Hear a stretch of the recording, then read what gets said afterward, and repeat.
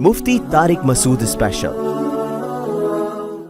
معروف کرکٹر وسیم اکرم کی حج کے دوران رمی کرتے ہوئے کنکر مارنے کی ویڈیو آئی ہے، جو کہ بالنگ کراتے ہوئے کر رہے ہیں۔ کیا یہ دین کا مذاق نہیں ہے؟ دیکھو، میرا سعید انور بھائی سے رابطہ ہوا تھا اسی بارے میں۔ سعید انور ہے نا، وہ بھی کرکٹر تھے نا، آج کل گئے ہوئے ہیں، تبلیغ میں وقت لگاتے ہیں بہت۔ تو وسیم اکرم اور سعید انور ایک ہی تھے۔ تو انہوں نے مجھے بتایا کہ وسیم اکرم کا مقصد کوئی توہین یا مذاق نہیں تھا۔ وسیم اکرم نے اپنے خیال کے مطابق یہ سمجھا کہ شاید مجھے اس سے زیادہ ثواب مل جائے گا۔ نیت اس بندے کی ٹھیک تھی، شاعر اسلام کا کوئی مذاق اڑانا مقصود نہیں تھا۔ تو ہم یہی کہیں گے کہ جو طریقہ شریعت نے رمی کا بتایا ہے وہی طریقہ اختیار کرنا چاہیے، اس کے علاوہ کوئی اور طریقہ اختیار کرنا جائز نہیں ہے۔ لیکن جب ایک بندے کی نیت ٹھیک ہے، جذبہ ٹھیک ہے، تو پھر جتنی غلطی ہے اتنی غلطی بتانی، اتنی کو غلط کہنا چاہیے، اس کو بڑھا چڑھا کے بیان نہیں کرنا چاہیے۔ تو اتنی ایک دفعہ ایک کمنٹ کافی ہے کہ وسیم اکرم بھائی کو بس یہ بتا دیا جاتا کہ حضرت آپ کا جذبہ اپنی جگہ، لیکن آئندہ آپ ایسا نہ کیجیے گا۔ علماء بتا دیں، بس کافی ہے۔ پوری قوم جب کسی کے پیچھے ہاتھ دھو کے پڑتی ہے نا، ایسا لگتا ہے ان کے پاس اس کے علاوہ وہ اگلا کہے گا کاش میں حج کرنے نہ آتا۔ دیکھو، نبی کریم صلی اللہ علیہ وسلم کے دور میں بھی ہمیں غلطیوں کی مثالیں ملتی ہیں۔ نبی نے کیسے تنبیہ کی ہے؟ امام رکوع میں جائے، ہمیں حکم یہ ہے کہ وہیں سے رکوع میں نہ چلے جاؤ، صف میں شامل ہو، رکوع مل جائے تو ٹھیک ہے، نہیں تو ایک رکعت بعد میں پڑھ لو، یہی ہے نا۔ لیکن صحابی سے ایسا نہیں ہوا۔ امام رکوع میں تھا، صحابی مسجد میں دور سے ہی رکوع میں چلے گئے، ٹھیک ہے نا۔ تو آپ صلی اللہ علیہ وسلم نے دیکھا کہ بھائی صف میں آ کے شامل ہونا چاہیے نا، تو آپ نے فرمایا پہلے حوصلہ افزائی کی۔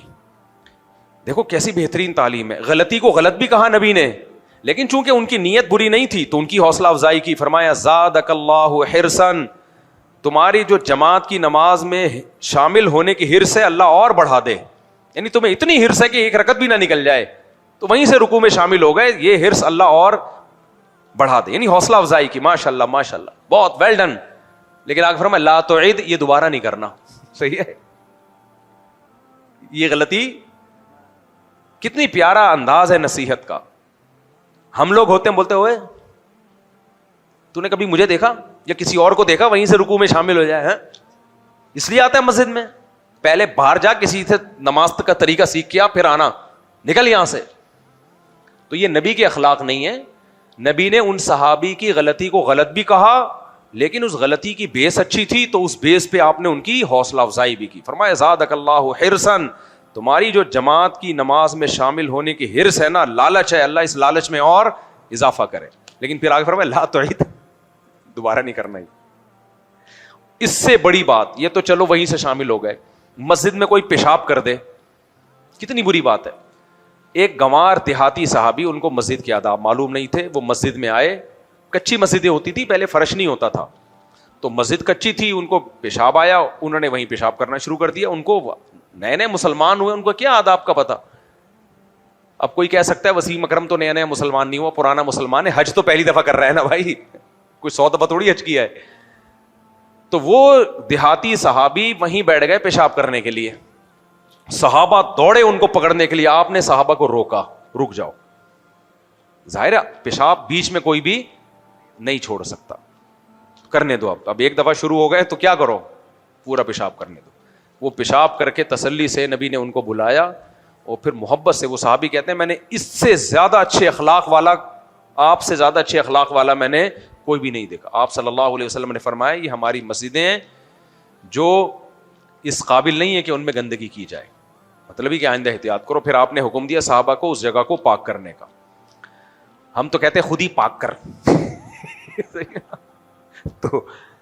تو ہمیں نبی کی سیرت میں ملتا ہے۔ اب آرام سے ایک دفعہ بتا دیا جائے بھائی ایسا کرنا بہتر نہیں ہے، بس کافی ہے۔ پیچھے پڑ گئے بندوقیں لے کے، توپیں لے کے، اتنا زج کرتے ہیں، بندہ بولتا ہے کہ یار میں نہیں آؤں گا، میں حج نہیں کرنے آؤں۔ جنید جمشید کا جو حشر کیا تھا نا، اس کو یہ وسوسے آنا شروع ہو گئے تھے کہ میں گلوکار ہی رہتا تو اچھا تھا۔ یعنی شیطان ایسے موقع پہ یہ وسوسے ڈالتا ہے، آئے نہیں تھے لیکن ایک مثال دے رہا ہوں کہ آنا شروع ہو سکتے ہیں ایسے آدمی کو کہ یار میں گلوکار ہی ٹھیک تھا، میں دین پہ آگے پھنس گیا ہوں۔ میں شادیوں میں لفافہ نہیں لیتا. کتنی شادیاں کی ہیں جو شادیوں میں لفافہ نہیں لیتا. اچھا دیتا غلط رسم کی وجہ سے گھر والے کہتے ہیں کنجوس اور بخیل ہو, کوئی بات نہیں, کہنا تو نہیں دیا کرو لفافے. جاؤ دولہا کے خرچے پہ کھا کے آؤ. دولہا ایسا نالائق ہوتا ہے کم بخت, ولیمے پہ جتنا خرچہ کرتا ہے لفافوں میں اس سے ڈبل وصول کرتا ہے, وہ ڈبل وصول کرتا ہے. اس لیے مت دیا کرو لفافے. جاؤ بولو تیرے خرچے پہ کھاؤں گا, تاکہ آئندہ پھر وہ اپنی حیثیت کے مطابق ولیمہ کرے. یہ غلط رسم ہے یار لفافوں کی, ختم کرو اس کو. آپ سے کوئی شخص دویم نمبر پر محبت کرے اور اول نمبر پر حضرت ابراہیم سے کرے, ایسا کرنا جائز ہے؟ آپ صلی اللہ علیہ وسلم سے کوئی شخص, بھائی اللہ کے نبی سے خود بخود اول نمبر کی محبت ہوگی. محبت کی دو قسمیں, ایک طبعی اور ایک عقلی. طبعی محبت کسی سے بھی زیادہ ہو سکتی ہے, لیکن عقلی محبت ہمیشہ مسلمان کو اللہ اس کے رسول سے زیادہ ہوتی ہے. یہ پورا ایک ٹاپک ہے, کسی وقت ڈیٹیل سے میں اس کو بتاؤں گا. یہ آپ کو وہم ہے کہ مجھے حضرت ابراہیم سے جو محبت ہے وہ نبی سے بھی زیادہ ہے, یہ وہم ہے آپ کو. حقیقت میں آپ کو اللہ کے نبی سے محبت ابراہیم علیہ السلام سے زیادہ ہے, یہ میں گواہی دے رہا ہوں. آپ کو ایسا لگ رہا ہے لیکن حقیقت ایسی نہیں ہے. قرض دار قرض ادا نہ کرے اور قربانی کرے تو یہ جائز ہے. قربانی تو ہو جائے گی لیکن قرض ادا کرے. بھائی اگر کسی کی بیوی, کیا لکھا ہے آگے, اتنا شخص لفظ بیوی کے بارے میں لکھا ہوا ہے جو سمجھ میں ہی نہیں آ رہا.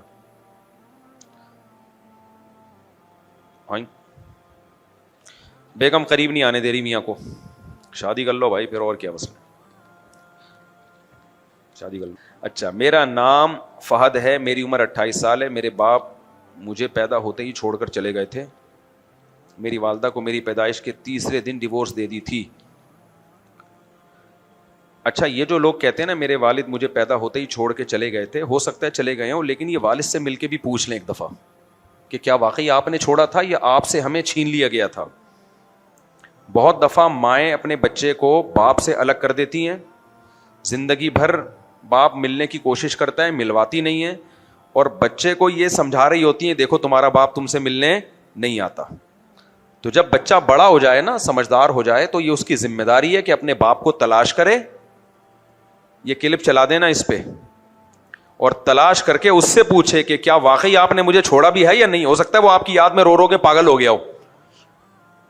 تو اس لیے نہ ماں کے خلاف جاؤ نہ باپ کے خلاف جاؤ. ون سائیڈڈ بات سن کے کبھی بھی ایک دوسرے کے خلاف نہیں ہو. بعض دفعہ الٹا بھی ہوتا ہے معاملہ.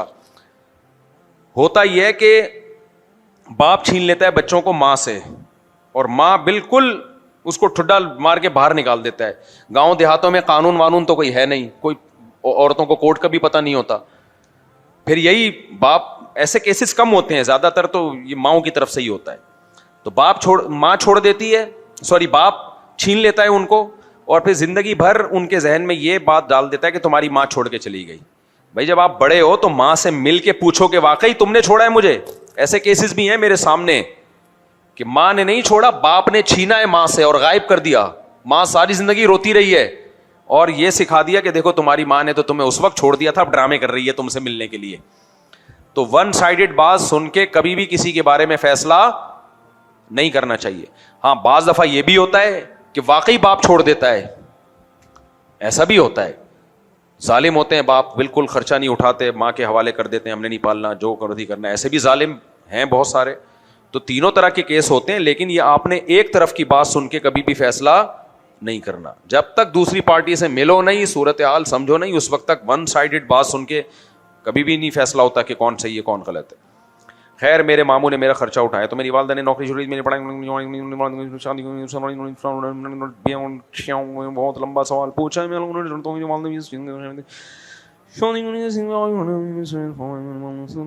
والد کیا لکھا ہے میرے بھائی, میں بیوی ہوں. تو میرے والدہ سوتیلے والد کا کہنا ہے کہ مجھے اپنا الگ انتظام کرنا چاہیے اور شادی کے بعد اپنی زندگی ہو جائے گی. سوتیلے والد, خلاصہ اس کا یہ ہے کہ سوتیلے والد کہہ رہے ہیں کہ اب آپ شادی کر کے الگ زندگی گزارو اور اپنا خرچہ اٹھاؤ. تو بھائی سوتیلے کیا, سگے والد بھی یہ کہہ سکتے ہیں. جب تم بالغ ہو گئے, سمجھدار ہو گئے, تو اب کرو, کماؤ, شادی کرو, گھر الگ کرو. یہ تو نیچرل ہے. یہ کوئی باپ جو کہہ رہا ہے سوتیلے پن میں نہیں کہہ رہا. یہ سچی مچی کا جو باپ ہوگا وہ بھی عقل مند اگر ہوگا تو وہ یہی کہے گا. بے وقوف ہوگا بولے گا میری گود میں پلتے رہو ہمیشہ, رہنے دو. پھر وہی تمہارے لیول سے اوپر کی باتیں شروع ہو جاتی ہیں. جو بھی سمجھدار سچی مچی کا باپ ہوگا وہ بچے کا مستقبل سوچے گا. اس کو پتا ہے میں کل مر جاؤں گا. سب باپوں کو پتا ہوتا ہے ہم نے کل مارکیٹ سے शॉर्ट होना है तो इनको भी क्या तो बाप बनना है ना. तो वो हमेशा वो जो बाप बच्चे को ताने देता है ना, कमाओ और अपने खर्चे उठाओ, वो बच्चे के फायदे के लिए करता है, वो अपना खर्चा बचाने के लिए नहीं करता. बच्चे की खोपड़ी में शैतान ये डाल देता है अपना खर्चा बचाना चाह रहा है. वो खर्चा नहीं बचाना चाह रहा. बाप की नजर में बच्चों का मुस्तकबिल सबसे ज्यादा उसकी वैल्यू होती है. तो चाहता ही ये स्टेबल हो जाएं, अपने पांव पे खड़े हो जाएं, मेरे मोहताज ना रहें, कमाएं. समझ में आ रही है बात. मैंने बताया ना, एक ठेकेदार था, क्या खानदानी, मुझे बड़े कुछ वाकयात ऐसे जिंदगी में होते हैं याद रह जाते हैं यार. मैंने उसको देखा, इतना पैसा उसने कमाया, हालांकि आता वाता कुछ भी नहीं है उसको, आता वाता कुछ भी नहीं, लेकिन सोच अच्छी थी उसकी. मैंने कहा कि यार तुमने करोड़ों रुपए कमाए, आता कुछ भी नहीं, ठेकेदार बना, कंस्ट्रक्शन का काम सीखा, बहुत कमाया. कहता है ये सब मेरे बाप का एहसान है मेरे ऊपर. मैंने कहा शायद इसके बाप ने 1-2 करोड़ का चेक दिया था इसको बिजनेस करने के लिए. और जिन बापों ने अपने बच्चों को बिजनेस के लिए 1-2 करोड़ का चेक दिया ना, उन्होंने बच्चों के हाथ पांव काट दिए. उनके बच्चे कभी भी अपने पांव पे खड़े नहीं हो पाए हैं. खुदकुशी तो कर लेंगे वो बच्चे, पैसा गंवा के खड़े नहीं हो पाएंगे. ये कभी भी तरीका नहीं है कि बच्चों को पैसा पकड़ा दो, बोलो करो. ये इसके तो इतने वाकयात है ना मेरे सामने. फ्री फोकट में बच्चे को जो पैसा मिलता है ना, उस पर कुछ भी नहीं होता. तो कह रहा है मेरे बाप ने मुझ पर एहसान किया, ये सब मेरे बाप का एहसान है. मैंने कहा शायद इसके बाप ने इसको बहुत दिया होगा. कह रहा है नहीं.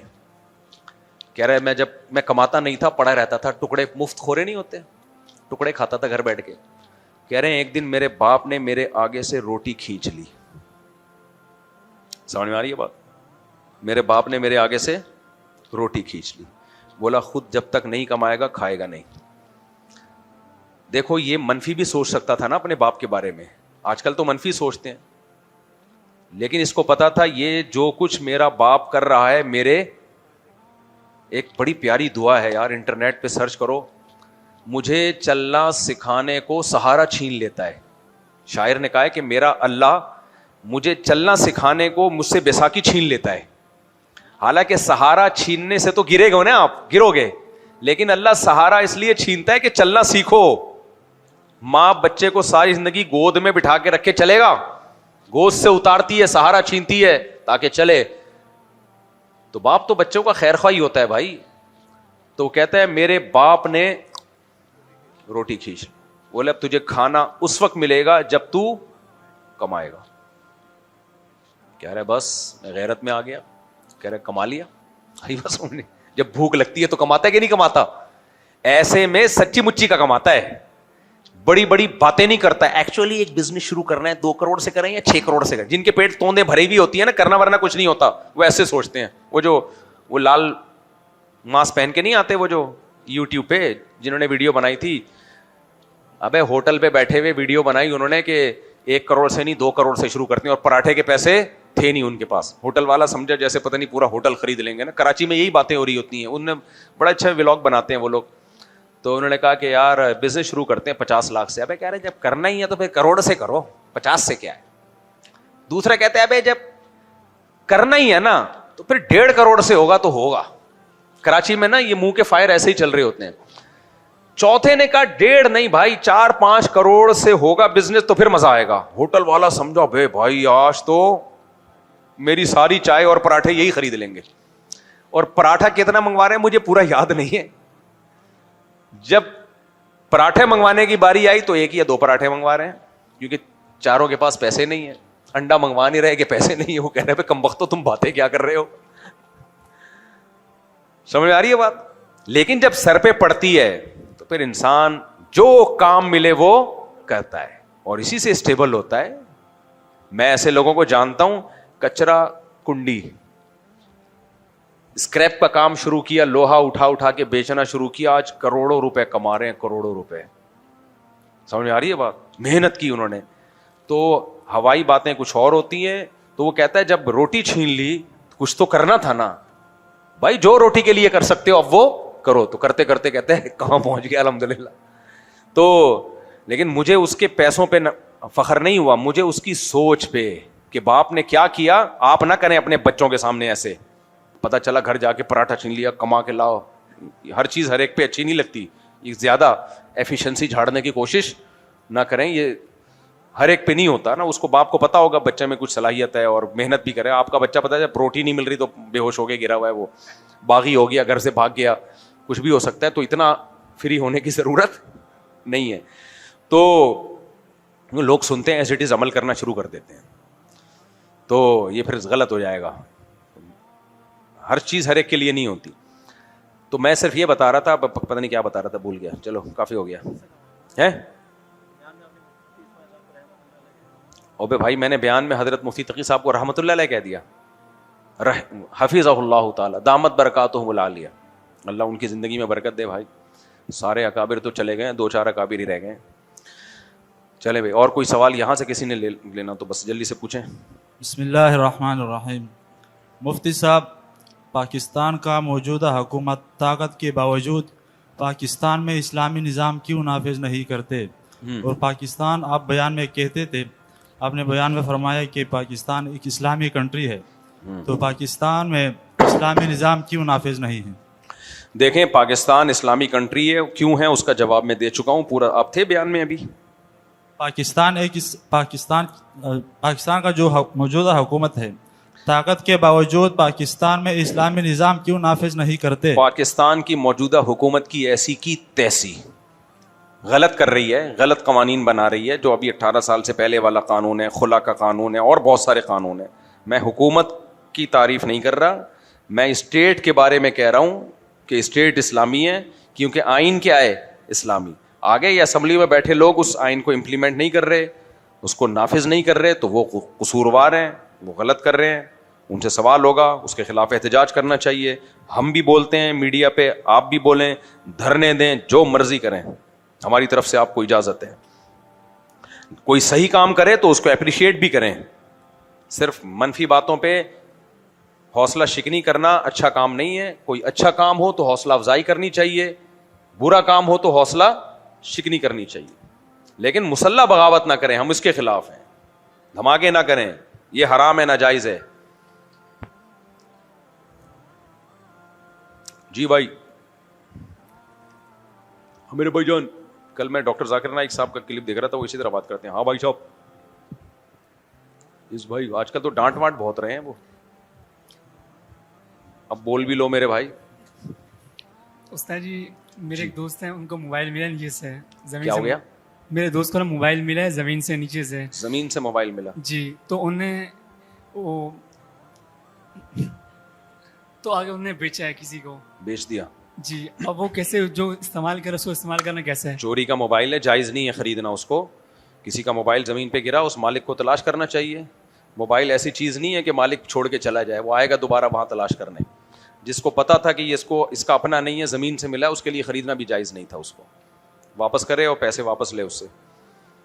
السلام علیکم. وعلیکم السلام. آپ نے کہا اسٹیٹ کے خلاف جہاد کرنے کی اجازت نہیں ہے, تو ایسی کون وہ سی جہاد نہیں, بغاوت کہلاتی ہے. ہاں, تو ایسی کون سی صورت ہے جب بغاوت کرنے کی اجازت ہے؟ جہاد فرض کب ہوگا ہم پر؟ بہترین بات, کون سی صورت ایسی ہے جس میں اسٹیٹ کے خلاف بغاوت کی اجازت ہے؟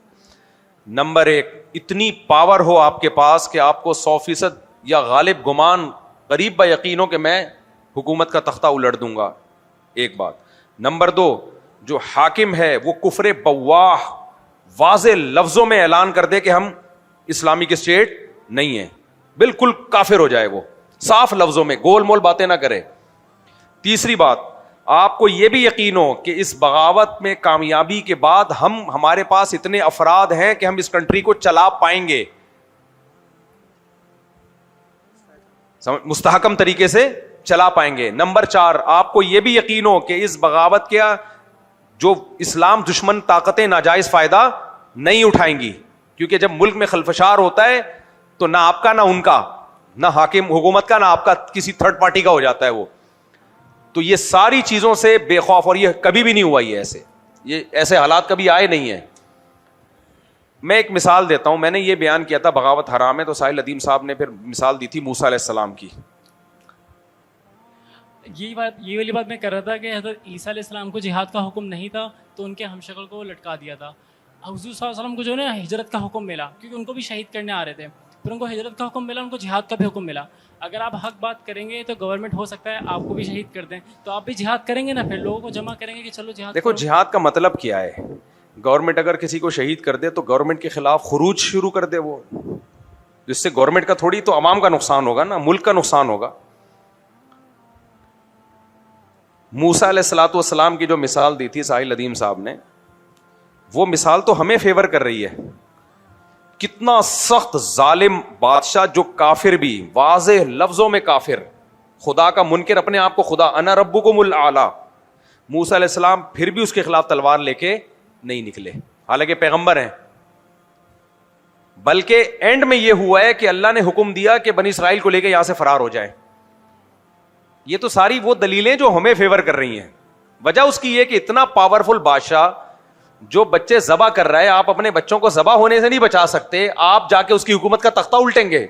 صحیح ہے, یہ کیسے ممکن ہے؟ اتنی پاور ہوتی تو یہ سب کچھ ہوتا کیوں؟ تو اسباب دیکھ کے شریعت نے ہمیں حکم دیا ہے, گراؤنڈ ریئلٹی دیکھ کے فیصلے کرو. ہاں کچھ فیصلے ایسے ہیں جو بذریعہ وحی ہیں, جو اللہ نے حکم دے دیا کہ کرو, وہ کرنا پڑے گا, اس میں اسباب نہیں دیکھنا. جیسے بنی اسرائیل کو حکم دیا کہ قوم عمالقہ سے لڑو, تو جب انہوں نے سروے کیا وہ تو بہت پاورفل ہے, تو موسیٰ علیہ السلام نے یا ان کی قوم کے لوگوں نے کہا بھائی اللہ نے جب آرڈر دیا ہے نا تو اللہ کا وعدہ ہے, تم بس شہر میں داخل ہوگے اللہ فتح دے دے گا. بنی اسرائیل نے کہا نہیں لڑنا ہم نے. وہ غلط تھا, کیونکہ وہاں وہی تھی, وہی کہہ رہی تھی کہ ہر قیمت پہ لڑنا ہے. تو جہاں وہی کہہ دے کہ ہر قیمت پہ لڑنا ہے وہاں تو لڑنا ہے, جہاں کہہ دے کہ نہیں, جہاں وہی نہیں ہے تو پھر ہم نے گراؤنڈ ریئلٹی دیکھ کے فیصلہ کرنا, جیسے کہ نبی نے کیے. نبی مکہ چھوڑ کے گئے کیوں, وہیں لڑائی کیوں نہیں شروع کر دی آپ نے؟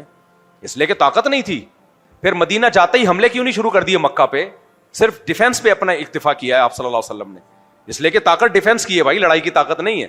10,000 کا لشکر جب تیار ہو گیا ہے پھر جا کے مکہ پہ آپ نے اٹیک کیا ہے. تو یہ ساری چیزیں ہمیں فیور کر رہی ہیں, اور وہ بھی بغاوت نہیں ہوئی ہے. ایک اسٹیٹ نے دوسری اسٹیٹ پہ حملہ کیا ہے, ریاست نے ریاست پہ حملہ کیا ہے. تو ریاستوں سے لڑ سکتی ہے, عوام اٹھ کے ریاستوں پہ لڑنا شروع کر دے, اس کبھی بھی خیر برآمد نہیں ہوگی اس سے.